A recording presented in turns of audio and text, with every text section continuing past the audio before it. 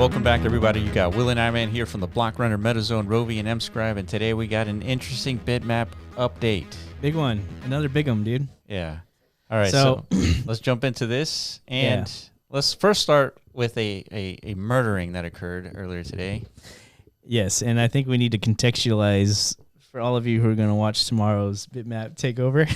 Yeah. That is like a recording done before what we're talking about now. So if you're wondering why in that video we're like, hey, floor price is lower, we're approaching a certain user count, and now it's changed quite significantly. Yeah. Because of that. I mean, personally for me, I don't really like talking about the price because it's so volatile that it... Yeah, but there are certain, you know, milestones, and you understand how human psychology works, right? And ones and zeros factor in bigly for whatever reason into like, you know, psychological decision making. It's like, we knocked off a zero in context of the floor price. That is like a signal to a lot of people, I'm sure. It's like, hey, he's like, you know, this is much more like approachable or whatever. Yeah. Things like that. It breaks resistance, and so that's saying something. Exactly. So yeah, this is another milestone in the books for Bitmap, and we couldn't be any happier just to see progress. The progress and the continuation of ecosystem appreciation. But still, we got to keep in context of the bigger picture here. Like, this is all cool and stuff, but Bitmap is still only like a roughly $30 million ecosystem, something like that. So how much is 0.001 BTC? That's $35-$40. About how much is Bitcoin? About 36,000. So I would assume $35. Yeah, something like that. All right. Very good. So but that is not what brings us here today. Correct. So I found this tweet. Recursiverse drops this concept called Wrapped BMap. And so let me read this. So it's very interesting. Bitmap needs to be tokenized in order to achieve more liquidity. Depositing a bitmap will get 1,000 BRC20 version of this wrapped map, and vice versa. All assets will be securely stored in a module. Wrapped map could be listed on major centralized exchanges and govern all Bitmap Metaverse. More coming. So it's got an image here kind of describing this this ecosystem. So you have this bitmap, you deposit it somewhere, and then you withdraw 1,000 wrapped maps as a result of that deposit. And it says, like, what is the consequence of this as well? Because you have this like fungible token, now places like Binance and Coinbase and so forth can adopt it, and it represents the fungible version of a bitmap. So it's pretty cool, nice idea, and very much needed in the sense is like there seems to be like a desire to, add fungibility to what is Bitmap. Yeah, we talked about and we explored the idea before of Bitmap having some kind of like truly unique inherent properties to it, considering its already large supply, even though they are non-fungible tokens in the sense that each one is unique. Right? There's obviously unique data within each block that people have owned through the Bitmap inscription process, and then even like the topography of the parcel layout, and they're all unique. Right. So it is hard to kind of like treat these as if they're fungible units of account, but they do have some semblance of having that, capability. Yeah. But is that enough?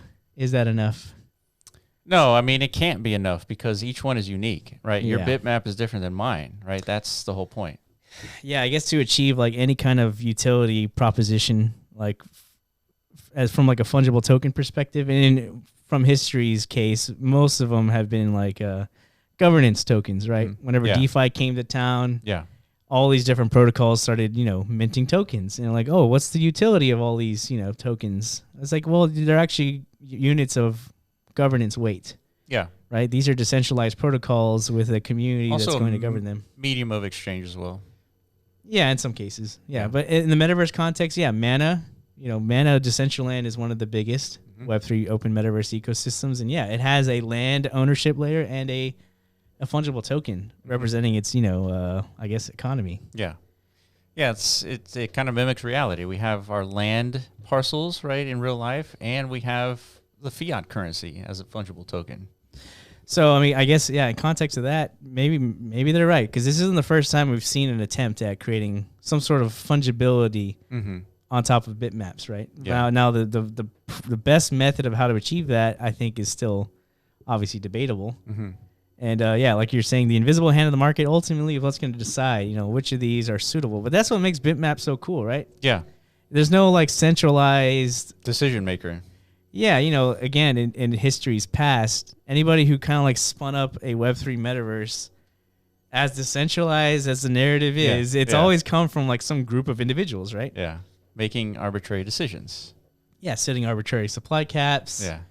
To the land itself and to the tokens, and that's what's unique about Bitmap. There was no arbitrary supply cap to the existence of virtual land, right? Yeah. So we have our own, I guess, like thoughts and opinions and feelings about this. Is if the land layer itself is non-arbitrarily generated, or if we feel like the token itself should also be non-arbitrary. I agree. Why, Will? Why? What are the main like? Well, we think about this a lot because we were coming up with an understanding of why Bitmap was so valuable to us as soon as we heard about it, right? Mm-hmm. Before anyone heard about it, we were like, this is the one, right? And it was why? Well, it was because it was non-arbitrary, right? And so when it comes to a fungible token, the fungible token coming from a non-arbitrary source is what's going to represent Bitmap, right? It cannot be from like just someone just spinning up a number and just putting it out there. Which in this case, that's what's happening here, right? And in previous cases as well. So I think, this has a lot of traction. As it's we're right. On it's facing the right direction, but it's probably not the right path to like getting to achieving this. Yeah, and I'm not too necessarily certain, like just how,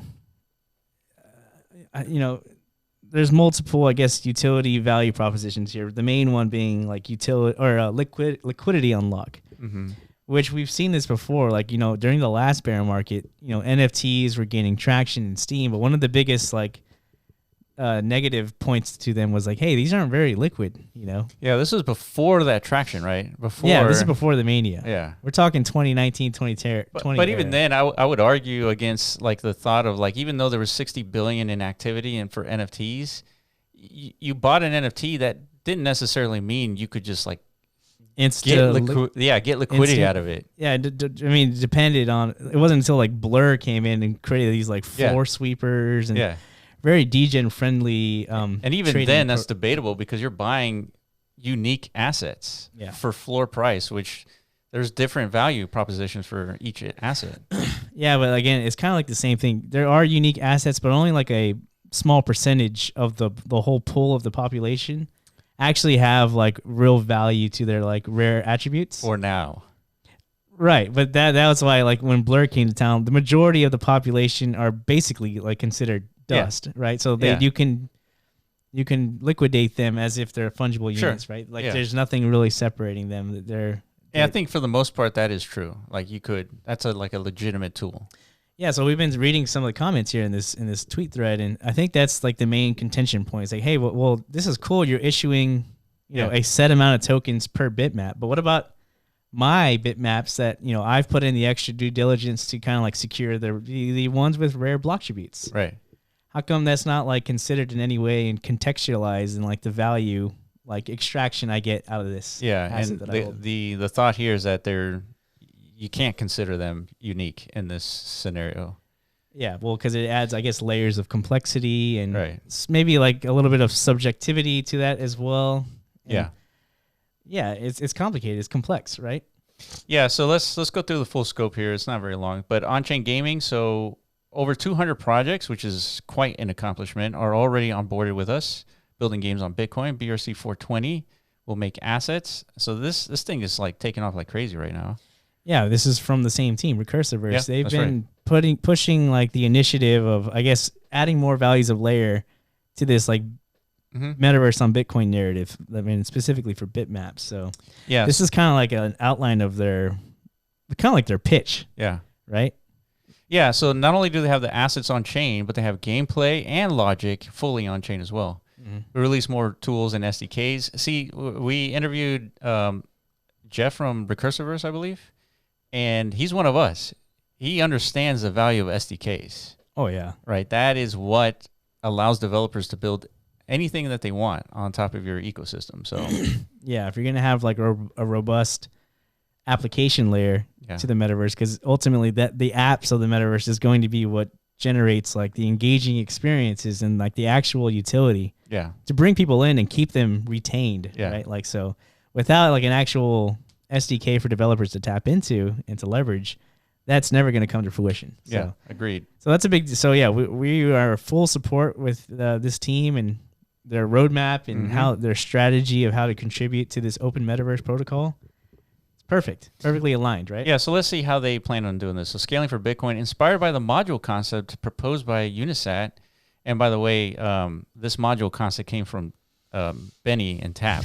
Yeah. Tap came first for sure. Yeah, we will be launching a scaling solution for the metaverse. Due to Bitmap NFTs being unable to be locked, a new box mechanism will be introduced. So what he means is for BRC20, it's a very basic standard. Essentially says you can deploy a token, you can mint the token, you can transfer the token. That's it. Those are the three functions. That's it. Yeah. Right. And so the Unisat group over there, they decided to create an extension version of BRC20 called modules. And so through modules, they extend the functionality of BRC20. So he's saying, all right, we have bitmaps and we have other NFTs. Let's create an extension and create additional functionality, such as being able to deposit and extract fungible tokens. So what this enables is to tap into this that we're kind of like very well familiar with in the crypto ecosystem: automated market makers, staking, lending, bridging, GameFi, and stable coins. Yeah. And remember, our thesis of the metaverse is like there needs to be some sort of like stable coin, right, in order to facilitate an economy. Yeah. Right. But this is like way forward thinking. This is beyond the scope of what's currently possible for the metaverse. Totally agree. Yeah. You mean like a stable coin native to the metaverse? Yeah. Yeah, we've had these discussions in the past. This is pre-Bitmap days, heart of the GameFi cycle. It's like, this is beautiful. Witnessing all these digital economies like kind of like birth. Yeah. But then quickly find the road to non-sustainability. To dumpening. Yeah. And we're like, there's an issue here. And we're trying to devise ways to like leverage everything that happens in GameFi to funnel all that network value creation, I guess, into some sort of stable coin mechanism. So that hasn't been figured out. And you're right. That is probably one of the biggest. Yeah. Whenever that happens and some ecosystem developer figures out a nice mechanic for that to come to fruition, that's like where we enter like a whole new golden age. Yeah, that's when we enter the potential of the metaverse, like competing with the GDP of countries. Yeah, exactly. Because without stable currency, a reliable one, you can't have like an actual economic activity. Yeah, that can compete with what we see in the real world. Because if you don't know, there's been a stable currency existing on the planet called the U.S. dollar, for about a century, and because of that, we've had like the most rampant like period of innovation in human history. And then look at the alternatives like Venezuela and El Salvador. They have the most volatile fiat currency, and they do not have a stable economy. Yeah, so I guess circling back to what we're talking about here, I don't think this Recursiverse team mentions very much about the reason why we need a fungible token, specifically WMAP, is some sort of economic. No, it's not. So Bitmap needs to be tokenized in order to achieve more liquidity. So they do mention governance as well. Let's not discredit that. But I don't think the focus here is like some sort of economic unlock, but it is a necessity, right? I mean, ultimately, I only mention that because this is end game, like metaverse stuff, right? This is where we're headed. Yeah. Like in order to achieve $1 trillion ecosystem and compete with the GDP of nations, you need a stable coin, some mechanism to generate stable coins. Totally agree. All right. And there's some comments in here who are, I guess, putting out questions like, if I trade a bitmap with a wrapped map, when reverting, do I get the same bitmap I've deposited? And the answer is, if you deposit a token back in specific time within 3 to 7 days, you get the same one back. But if you don't, you'll just get a random one back from the liquidity pool. Interesting. And then would all these have the same valuation? I mean, do I get 1K wrapped map regardless of the digits? Is like, yes. Basically, every bitmap is treated the same. Mm-hmm. And then what happens with parcels and not in the plan yet. So parcels is interesting because you turn 800,000 bitmaps into parcels and turns into 850 million parcels. Yeah. So that's another reason why we like bitmap so much, because you want to talk about fungibility, right? 850 million parcels.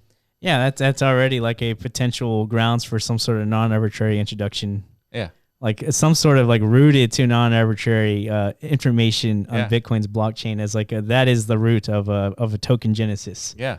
Yeah. Right. The transaction itself. Like, yeah. You know, One non-arbitrary token per transaction. Yeah.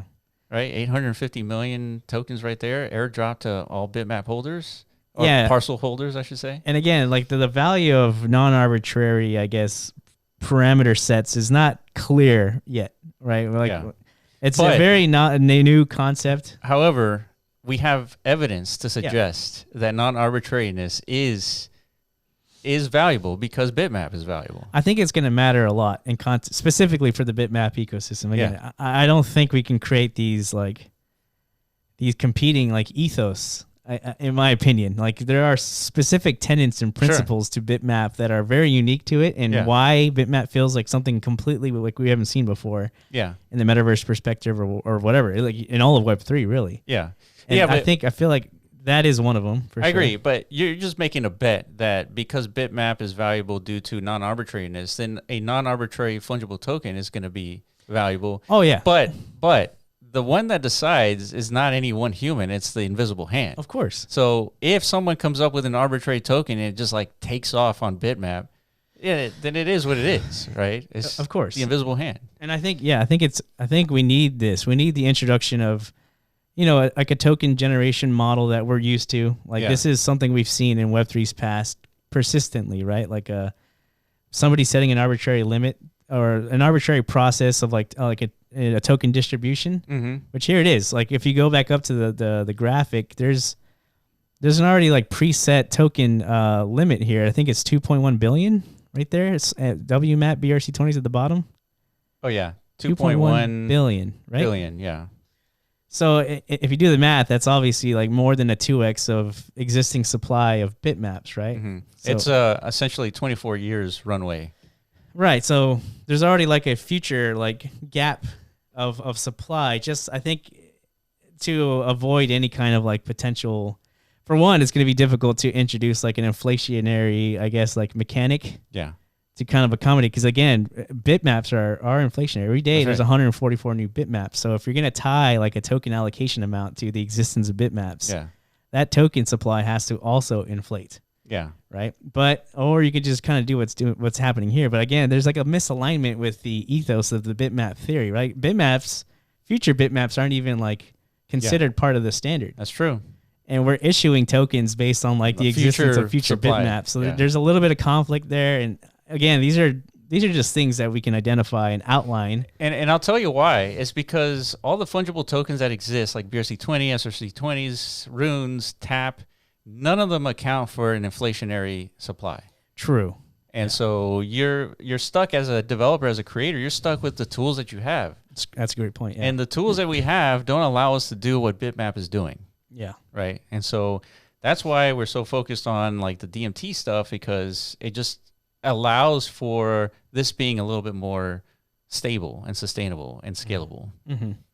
Now, that's not to say like this isn't like this isn't even like an MVP release or anything, like a ready ship version. This is just like an idea. Yeah. And I think within these comments they said like this could be a few months. They have to work directly with Unisat, obviously, because even the modules themselves are like in its like testing stage. Right. So they're gonna have to. These things can actually be considered, and I think like an inflationary new functionality can be introduced, right, to support that if they decide to go that route. Yeah, I mean, so this guy is saying, I don't think a random bitmap could work. I can be wrong, of course, but from my point of view, assuming I'm not staking the special ones, this is a bit tricky because thanks to DMT narrative, we don't really know what traits can be relevant. Yeah, and that's the thing about bitmaps is like there's so much data embedded into your bitmap that you don't know which piece of data is going to be more valuable. You can have a 800,000 bitmap, and that'd be the most valuable bitmap because some sort of pattern was discovered in this particular block, and Yeah. everyone, the invisible hand has decided that that's the valuable token. Yeah. Yeah. So yeah, all that considered. So again, we have some examples up here of with BMP. There's been previous attempts at creating like token simply like fungible token utility by leveraging bitmaps, right? Yeah. Yeah. So this is the first BRC20 token on Bitmap, 100% allocation to Bitmap holders. There is 1 billion max supply. So this is like setting, that arbitrary limit because those are the tools that we have, right? Mm-hmm. And it says sub 820K, you get 1,000. Sub 100K, you get 2,000. Sub 10K, you get 10,000. Yeah. Again, that's just another like arbitrary like rule set by, the initiator of this specific, I guess, standard proposal. This is such a good example, which represents the problem specifically, because this guy who invented this token is an owner of 98% of all the tokens. And so what he's doing is when you claim it, I'll send you the tokens. Yeah. And so people have claimed it, right? About 18, 20 people now. Yeah. So yeah, think of the fiscal responsibility that this guy has. Yeah, and the ecosystem trust, all right, after the distribution or allocation of all these tokens. Let's assume that this guy is trustworthy. That's what I mean, yeah. We can't assume that. Well, but let's assume in this scenario, let's assume he is going to send all the tokens to all Bitmap holders, right? Yeah. How much is that going to cost him? Good point. Right? Is he going to spend unfeasible $50,000 sending everybody tokens? Yeah. Or is that a reasonable thing to do? I don't think so. Yeah. So there's a reason why there's only about 20 holders of this. So it didn't work out, right? This is a good attempt, but I mean, this is what's one of the unique, like cool aspects of Bitmap, right? This is the metaverse experimentation, like at its best. Yeah, 100%. You want to see this. You do. This is the experiment that we're all undertaking right now. Yeah, we're all supposed to contribute our ideas and our expertise, whatever it is we could offer, right? Yeah. But that is the premise of why Bitmap is a big deal to start with, right? It's a permissionless standard protocol for like a metaverse layer on Bitcoin, right? So anybody can contribute anything from like the standard perspective. How do we introduce new value, new tokens? To like how do we build new tools for developers to create actual content and applications? Like, it's so broad, the spectrum of contribution, right? Yeah, we're seeing it before our eyes. But let's special mention Bitplot. I remember this. Yeah, they also tried. Yeah, if we can kind of just like go down here, right here, there's another attempt at creating, but this was a little bit more non-arbitrary. So this token distribution calculation was dependent on, again, information. Yeah, that's true. Number of plot tokens equals the amount of transactions plus the amount of transacted Bitcoin plus the amount of mined Bitcoin. Times 21. Times 21. Well, the 21 was the only arbitrary like parameter within this formula, but it was for a purpose of creating like, again, at least like a base expectation of token. Yeah, supply. So this ensures that each block can be associated with at least 1,000 plot tokens, but the exact number will vary depending on the block's characteristics. The arbitrary but relevant number 21 is added as a multiplier. Yeah, so this is, again, cool. We want to see more of this, and we need to see more of this. And once we do see more of this, then this invisible hand that you speak of has like something to look at. Yeah, have a decision to make. Exactly. Yeah. So we need more like of these token standards and more like experimentation to see how do we extract more value from Bitmap. Mm-hmm. Let's go crazy with it, dude. Yeah. What can we build with this Bitmap layer? So this is good. This is ultra bullish on Bitmap. And again, here's an example of an NFT ecosystem project trying to kind of like deliver the same thing that Recursive IO is trying to do. It's like, how do we add more liquidity to these non-liquid assets? So this has happened before in the past. Yeah. With NFTX. And there were other like fractionalization standards. How do we fractionalize NFTs? Was this not NFTX? What do you mean? The fractionalization of an NFT? Well, it's basically like you lock up your NFTs into a vault. Oh, that's right. And you get fungible tokens to represent. Well, yeah, because it's like same thing. People locking up ETH, people locking up NFTs. Yeah. You're sharing in the fees, but then there's like a balancing mechanism. So it's very complex, right? Right. But yeah, these same things happened in Ethereum land where like, yeah, the market understood we needed some liquidity extraction mechanisms so we can like really get heated in this market. But at some point, I guess they really weren't needed. Like once the NFT market really took off, the liquidity was there. Like there was so much of it. Like, you know, these things just kind of like sold them. Yeah. Basically at whatever you wanted. Right. But we're not there yet, right? Specifically for ordinals or bitmaps. So it makes sense why these initiatives are starting to come to the forefront. Yeah, so the developments here that's happening on Bitmap, all this experimentation, it's all worthwhile because it's going to start to surface what's needed and what works, and you know what sort of tools people need to develop, like us and Recursiverse and others, to figure it out. Yeah, and I think the grand takeaway here is we got to keep our eye on recursive IO because I'm getting a lot of like Benny vibes from this founder here. Yeah, basically he just can't stop cooking. Yeah, doing stuff. Yeah, can't stop contributing and like coming up with new value propositions, just like Benny. Benny's like addicted to this stuff clearly. Yeah. And if you're looking for like an ecosystem to kind of like keep your gaze at, I would look into BRC 420s. Yeah. And of course, what happens with these new tokens and everything else. Yeah, check out their blue box. That's right. Yeah. The blue box and all these other assets. Yeah. All right, guys, that's it for us. If we missed anything, let us know in the comment section below. Make sure you follow all our Twitter accounts, and we appreciate you and catch you in the next video. Peace.